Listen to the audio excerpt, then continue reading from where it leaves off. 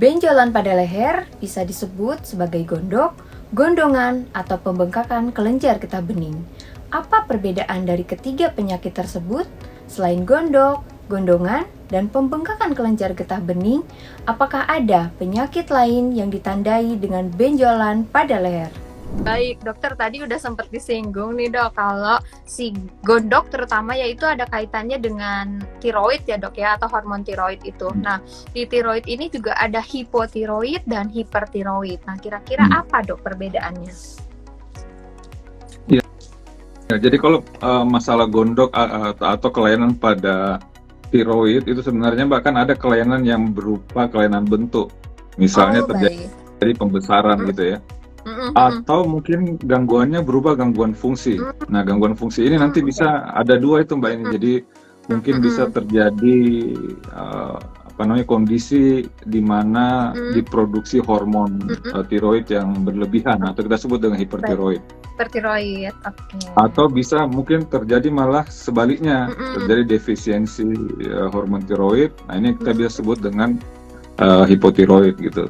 Nah, gangguan hipertiroid ataupun hipotiroid ini ya bisa disertai ada pembesaran ataupun mungkin juga enggak. Oh, baik. Gitu. Nah, dan pembesaran pada tiroid itu sendiri itu juga bisa terjadi pada kasus yang normal fungsi tiroidnya, jadi cuma terjadi pembesaran aja tapi fungsinya ya masih bagus ya.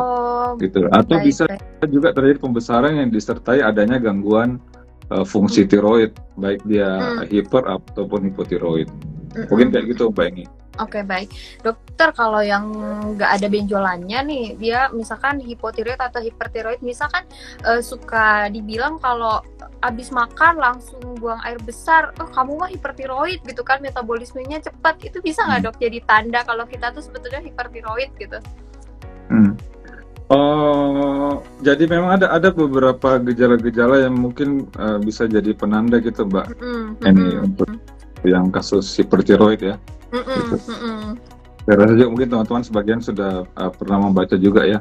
Misalnya itu kan karena dia terjadi produksi yang berlebihan ya, sehingga gejala-gejala yang muncul adalah terkait dengan terjadinya produksi hormon tiroid yang berlebih. Misalnya orangnya jadi gampang gemetaran, gugup ya. Kemudian dia ada namanya exophthalmos yang khas itu Mbak.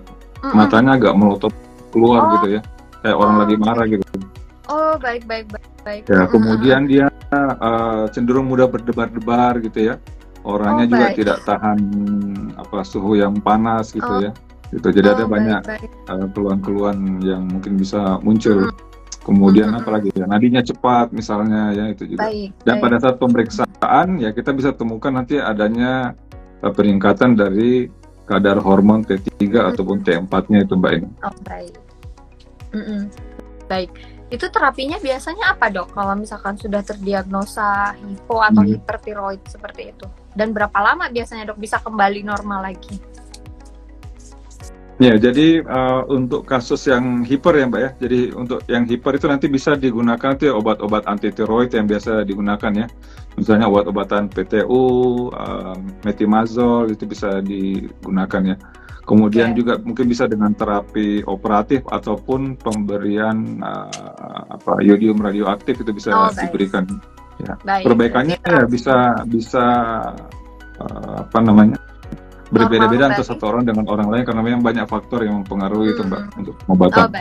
Ya. Baik dok. Oke dok, ini ada lagi nih dok, apakah gondok, gondongan atau pembengkakan kelenjar getah bening ini bisa berpengaruh terhadap kehilangan pendengaran tidak dok? Ya, jadi pertanyaan tadi gondok apa gondongan ya? Semuanya dok, mungkin dari gondok, gondongan atau kelenjar getah bening, kira-kira mana nih yang bisa mempengaruhi ke pendengaran kita, bahkan sampai kehilangan pendengaran gitu? Iya, jadi terutama gondongan ya, jadi infeksi virus pada kasus parotitis itu memang bisa mengakibatkan juga beberapa komplikasi itu Mbak ini. Ya, jadi baik, salah satu itu ya. Salah satunya misalnya gangguan di testis ya pada pria ya. Kalau perempuan kan belum punya testis ya. Jadi pada pria itu bisa bisa mengakibatkan keradangan di sana, sehingga mungkin pada beberapa orang juga bisa mengakibatkan kemandulan itu, Mbak ini. Kemudian dia bisa juga menyerang mungkin sistem saraf pusat, terutama pada orang yang mungkin ada gangguan imun ya. Itu bisa menyerang, bisa mengakibatkan infeksi juga di otak misalnya. Kemudian dia ternyata bisa juga menyerang telinga bagian dalam, misalnya kita punya namanya koklea di situ ya, ada sel-sel rambut di sana, itu bisa juga terkena, sehingga walaupun tidak banyak kasusnya, tapi ada memang risiko bisa mengakibatkan gangguan pendengaran yang mungkin bisa permanen itu, Mbak ini. Sehingga memang gitu, kita harus ya, kasus-kasus gondongan memang kita harus agak konsen ya, karena memang bisa mengakibatkan gangguan pendengaran ya, sehingga apa namanya, kita juga sering mengedukasi untuk melengkapi vaksinasi MMR itu ya, Mbak ini. Ini salah satu upaya kita untuk mencegah supaya tidak muncul komplikasi-komplikasi ya pada orang yang terkena parotitis. Karena risikonya memang jauh lebih tinggi komplikasi ini terjadi pada orang-orang yang tidak mendapatkan vaksin MMR ya, Mbak ini. Baik. Oke, berarti kalau misalkan ada keluhan benjolan tadi di daerah leher itu segera periksakan saja ke dokter ya, Dok ya. Jangan ditangani dulu dengan blau, takutnya tadi komplikasi bahkan sampai kehilangan pendengaran ya, Dok ya. Ya, itu kalau untuk yang gondongan ya. Ya, gondongan, baik. Oke, Dok. Untuk pencegahannya, Dok, agar terhindar dari gondongan ini kira-kira apa nih untuk preventif kita supaya tidak mudah terkena virus gondok atau gondongan tadi, atau mungkin juga kelenjar getah bening itu? Ya, kalau kita lihat penularannya itu kan dia ini, Mbak, ini melalui air liur itu ya. Jadi kalau misalnya ada yang terkena, itu sebaiknya kita sarankan kalau pada anak-anak ya diistirahatkan dulu di rumah supaya tidak menulari teman yang lain ya. Kemudian menerapkan pola hidup sehat tentu, Mbak ya. Oke, baik. Apa namanya, rajin cuci tangan ya, itu kita kerjakan ya. Kemudian pakai masker kalau misalnya memang terpaksa ada orang sekitar kita yang lagi kelihatan batuk pilek ya, itu kita kerjakan. Kemudian juga yang tadi itu vaksinasi, Mbak, vaksinasi MMR ya. Jadi dikerjakan itu pada umur 1 tahun, kemudian diulang lagi pada usia 5 atau 6 tahun itu, Mbak ini. Sehingga kalaupun misalnya terkena parotitis, orang yang tervaksinasi itu kan nggak berarti dia tidak bisa terkena, Mbak ini. Tapi kalau dia misalnya terkena, maka risiko dia mengalami sakit berat ataupun komplikasi itu akan sangat rendah sekali gitu. Oke, baik. Kalau makanan, Dok, ada yang dipantang nggak, Dok? Kalau kita pas lagi gondongan gitu? Secara khusus enggak sih sebenarnya, Mbak ini ya. Itu pada saat lagi terkena itu kita upayakan bisa terpenuhi kebutuhan nutrisinya, jadi dikasih makan aja apa yang kira-kira dia suka, kita berikan pada anak itu.